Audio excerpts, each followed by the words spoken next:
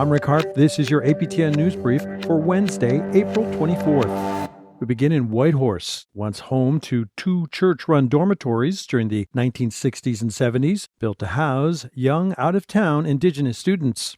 Long since demolished, their grounds are now the subject of searches via ground-penetrating radar for possible unmarked graves. Sarah Connors has the details. There's not too much to see here now, but this baseball diamond in Whitehorse's Riverdale neighborhood was once the site of Cordair Hall, a former dormitory for Indigenous students who attended school in Whitehorse. Over the next 2 weeks, a small technical crew will conduct a ground search of the area, as well as the former site of Yukon Hall, another former dormitory just a few hundred yards away. It's part of a territory-wide project to search the sites of former residential schools and associated buildings for evidence of unmarked graves. It's been really heavy, and my first thought is, how are we going to support the individuals who are most affected? The searches are taking place on the settlement lands of the Ta'anquachin Council and Kwanlin Dun First Nation. Chiefs Amanda Lees and Sean Smith hope the search will bring closure for survivors and their families. You know, in order to move forward in a good way and to put the past where it belongs, we really do need to find these answers. The church-affiliated dormitories operated in the 1960s and 70s. Both buildings were later demolished. In the 1990s, a former Cordair Hall employee was convicted for sexually assaulting students. For Chief Smith, the search is a way to acknowledge the past and move forward. And how we can look at those opportunities to acknowledge what happened in those schools, but as well as how we grow and how we begin our own healing. The search wraps up May 4th. It will be another few months until results are released. We just need to ensure that we're providing the answers where we need to, and we can put a little bit of closure to it. Sarah Connors, APTN National News, Whitehorse. A note that the National Indian Residential School Crisis Line is available for survivors and others in need of support. Their number 1-866-925-4419. To southern Manitoba, where a 27-year-old man is dead following a weekend police shooting at Sandy Bay First Nation.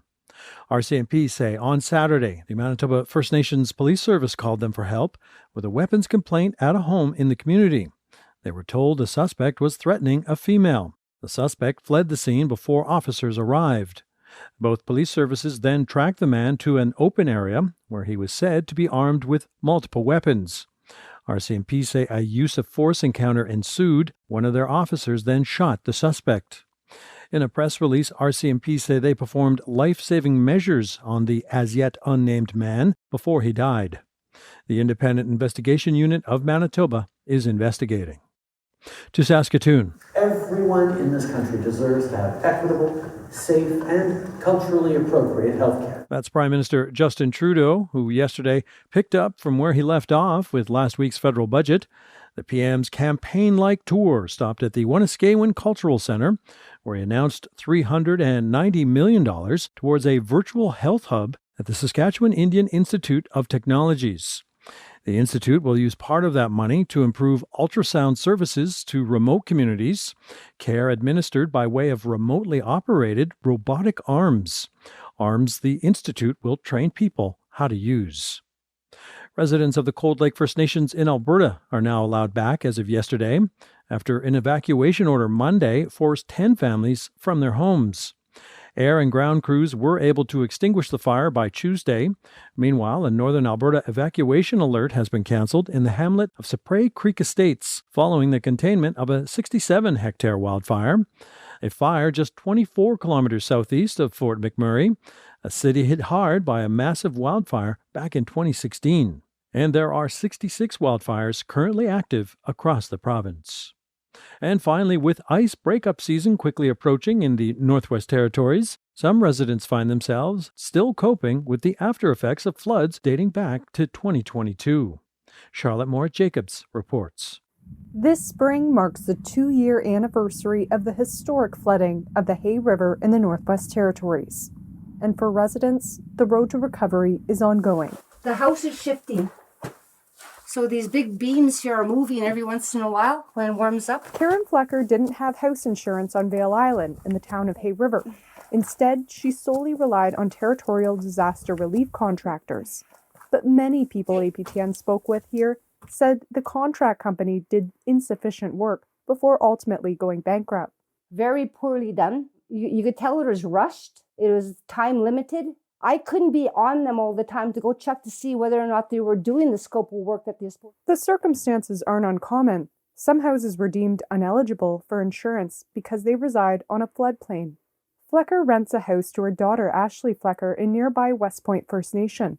The community of 75 was severely affected from flooding. It's very traumatizing, like coming back and like having to see like all the damage that was done and like the things that were lost. The same contractors were tasked with repairs on Flecker's home, but according to the disaster relief funding, the case is closed. Oh, I have a list of problems since the flood, inside anyways. Cracked seams and cupboards being torn away from walls from a constantly shifting home. Meanwhile, the federal government is promising more than $1.16 million in funding to better protect the West Channel of Hay River. This will include the critical rebuild of berms.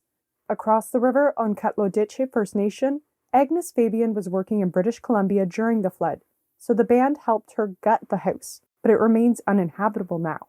With nowhere to go and long housing wait lists, she lives with her elderly mother. Like if I was to walk in there now, because the basement was gutted and the main foundation is so unsteady, you could actually feel the house shifting as you walk through the home. Many residents around here are still displaced, living in hotels, including KFN's chief, April Martel. She says while the reserve deals with Canada directly, they were originally receiving disaster relief funding from the territorial government, but it's complicated. I told Canada and I explained to GNWT, I'm like, you know, our people have been living in these homes for so long and you didn't properly assess the homes. Like the GNWT got a third party to do the assessment of our homes on KFN and it wasn't properly assessed. She said the GNWT's third-party contractors didn't work out for the 60 houses damaged from the flood. But there is progress. The band has taken back control of renovations and repairs with a new builder. Pads are being laid and new houses are going up to replace those lost from flooding and the 2023 wildfires on KFN. It's really good to see them like arriving in the community internally. Like there's a lot of work to make sure that before they move in, they have their furniture, they have their washers and dryers. When they get home, then we have to bring like mental awareness and bring somebody in there to talk to them. Territorial after-action reviews for the Decho flood of 2021 and the South Slave flood of 2022 take up to 2 years to complete. The government says they are currently seeking feedback on recovery from the Hay River flood for a report to be released this fall. We've noticed that the public needs a bit more clarity on what an evacuation notice means and what they should be doing when there's a notice issued. Likewise for the alert and the order as well. Charlotte Mort-Jacobs, APTN National News, Yellowknife. And that's your APTN News Brief for Wednesday, April 24th. I'm Rick Harp.